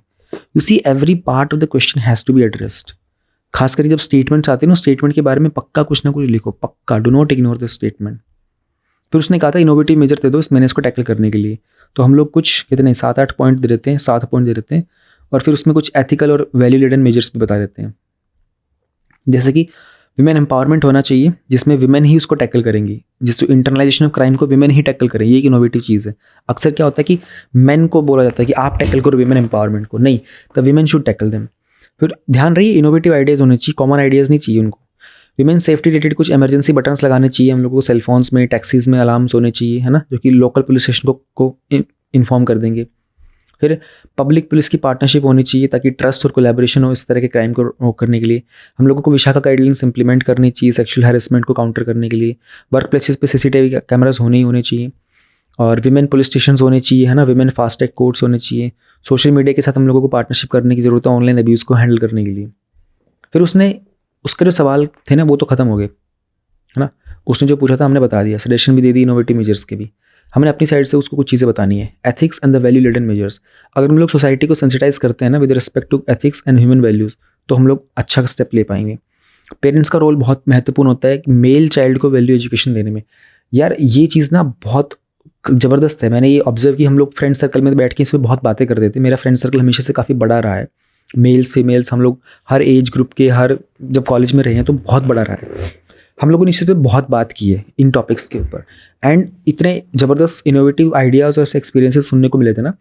एक पर्सन ने इतना ज़बरदस्त अपना वो बताया पूरा रिसर्च टाइप में, उसका वो साइकोलॉजी का फील्ड था. उसने कहा कि घरों के अंदर जो मेल चाइल्ड होता है ना, छोटा बच्चा जो होता है, लड़का जो होता है, उसको जितने ज़्यादा बार हग्स वगैरह मिलते हैं ना मदर्स से, सिस्टर्स से, उसके फीमेल रिलेटिव्स से, वो उतना कम उसकी क्रेविंग्स होती हैं with respect to the other females. और ऐसे जो लड़के जिनको बिल्कुल भी वो बचपन में वो टच नहीं मिलता ना, वो मदर का, वो सिस्टर का, वो दादा दादी का, उनको ज़्यादा प्रॉब्लम होती है। दे गेट वेरी मच, मतलब उनको सेक्शुअल अराउजमेंट बहुत ज़्यादा हो रहा होता है नए दूसरे फीमेल्स को देख कर। And I was surprise to see this. उसने बताया था कि देर आर वेस्टर्न साइड में ना बहुत सारे साइकोलॉजिस्ट ने इस चीज़ को पर बहुत समय बिताया अंडरस्टैंड करने के लिए कि एक जो लड़कों के अंदर ये प्रॉब्लम ज़्यादा क्यों हो जाती है, क्योंकि रेप केसेस के अंदर मोस्टली यही पाया जाता है, लड़के लड़कियों का रेप करते पाए जाते हैं, और उसमें भी कुछ पर्टिकुलर सेक्शंस ज़्यादा पाए जाते हैं जो आप एनसीआरबी का डेटा पढ़ोगे तो। And this was one of the major reason. तो यहाँ पर पेरेंट्स का बड़ा इंपॉर्टेंट रोल हो जाता है कि मेल चाइल्ड को वैल्यू एजुकेशन कैसे दी जाएगी। दिस इज़ वन थिंग जो मैंने बताई, जो हम लोग को, मेरे लिए बहुत शॉकिंग था ये जानना कि यार ऐसा भी कुछ हो सकता है, बट समझदारी की बात थी, अच्छा लगा जानकर। हम लोगों को एटीट्यूड चेंज करना पड़ेगा मेल जेंडर का टुवर्ड्स देयर काउंटर पार्ट्स। तो ये कनेक्टेड है, ये ज़रूरी है, बहुत इंपॉर्टेंट है। Present laws seem to be enough, need is to implement the same in letter and spirit. तो हम ये कहना चाह रहे हैं कि कानून में जो बनाया गया है वो एक्चुअल में काफ़ी कुछ है, प्रॉब्लम है उसको इम्प्लीमेंट करने की in the letter and the spirit. तो ये था हमारा यहाँ पर आज की टॉपिक्स। कल हम लोग केस स्टडी स्टार्ट करेंगे। हमारा कल का पहला क्वेश्चन होगा question number 9, alright, and question number 10 होगा। केस स्टडीज़ हैं, केस स्टडी थोड़ी लंबी आती है, इनके आंसर भी लंबे होते हैं। 11th कल नहीं करेंगे, बट यहाँ पर जस्ट पोस्ट किया हुआ है, तो कल तैयार रहिएगा आप लोग। Thank you very much for supporting this initiative. बीच में कल मैंने मिस कर दिया था, उसके 2 टॉपिक कवर कर दिए, आगे भी और रिमेनिंग टॉपिक में कवर कर दूंगा। मैं टॉपिक मिस कुछ भी नहीं होने दूंगा, मैं आगे वाली वीडियोज़ में कवर कर देता हूँ उनकी मेजर एडिटोरियल्स उठा करके, और कुछ मैं जो शॉर्ट न्यूज़ में आती है ना 1 लाइनर वाले, उसमें कवर कर देता हूँ। थैंक यू एवरीवन, आप लोगों ने इतना सहारा दिया। आई होप कि आप लोगों के लिए चीज़ें आसान हो पाएंगी। बताते रहा करो, कुछ ना कुछ एक्सप्रेस करते रहा करो अपनी learnings and all comment section में, तो मुझे आइडिया लगता रहे कि हाँ कुछ कन्वे हो पा रहा है उस साइड में। बहुत बहुत धन्यवाद आप लोगों का, and best wishes for your exam.